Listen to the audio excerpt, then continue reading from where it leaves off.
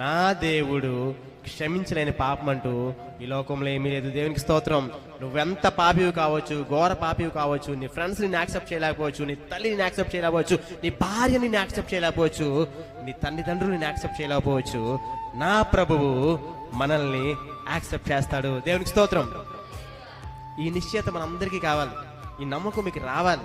ఎందుకు చెప్తానంటే, ఈ నమ్మకం వచ్చిన రోజు నువ్వు అరుస్తావు, ప్రభువా నన్ను కాపాడు తండ్రి, ప్రభువా నన్ను కాపాడు తండ్రి, నేను ప్రయత్నించి ఓడిపోయాను, చూడకూడదు అంటూనే చూస్తున్నాను తండ్రి, చేయకూడదు అనుకుంటూనే చేస్తున్నాను ప్రభువా, తాగకూడదు అనుకుంటూనే తాగుతున్నాను తండ్రి, ఆ ఆలోచన నా మనసుకు రాకూడదు అనుకుంటూనే వస్తుంది తండ్రి, నా వల్ల కావట్లేదు ప్రభువా, నేను పాపిని తండ్రి, నువ్వు పాపరహితుడు కదా ప్రభువా, నీలో పాపం లేదు కదా తండ్రి, నువ్వు మాత్రమే కాపాడగలవు, నాకు ఈత రాదు తండ్రి, మునిగిపోతున్నాను, నీకు ఈత వచ్చు కదా, నన్ను కాపాడంటాను కదా.